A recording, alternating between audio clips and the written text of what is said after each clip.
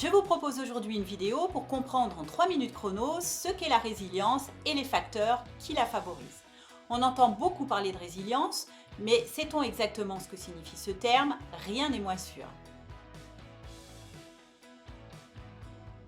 Alors le terme de résilience, c'est un terme qui a été introduit en France dans le domaine des sciences humaines par Boris Cyrulnik entre autres.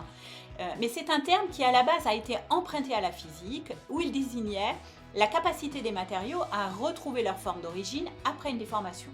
Donc vous l'aurez compris, par association d'idées, en psychologie, la résilience va désigner notre capacité à s'adapter et à surmonter des situations difficiles, notre capacité à faire face aux défis de la vie et à rebondir malgré les obstacles. Alors, surmonter les situations difficiles, rebondir, ça ne veut pas dire que nous ne ressentons rien, ni que nous ne sommes pas touchés par ce que nous traversons. Il s'agit au contraire d'avoir cette capacité à reconnaître nos émotions et à les accepter. Le fait de reconnaître ces émotions et de les accepter, c'est ce qui va nous permettre de maintenir un équilibre émotionnel malgré les aléas de ce que nous traversons. Donc faire preuve de résilience, ça implique aussi notre capacité à trouver des solutions positives et des stratégies d'adaptation face aux problèmes.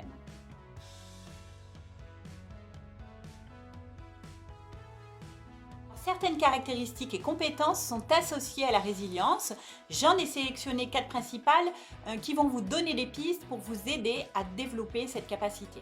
Donc la première, ça va être la capacité à maintenir un sentiment d'espoir et d'optimisme, c'est-à-dire en 2 mots, votre capacité à voir le verre à moitié plein plutôt que celui à moitié vide.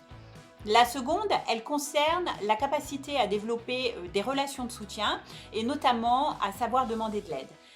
Il faut vraiment avoir à l'esprit que les relations interpersonnelles, l'entourage social, c'est vraiment un facteur déterminant de résilience. La troisième, ça va être de faire preuve d'adaptabilité et de flexibilité.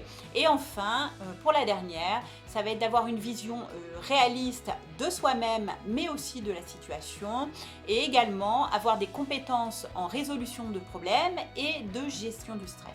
Donc toutes ces caractéristiques, elles ne sont pas nécessairement innées, mais la bonne nouvelle, c'est qu'il est tout à fait possible et même conseillé de les développer, et cela, quel que soit l'âge.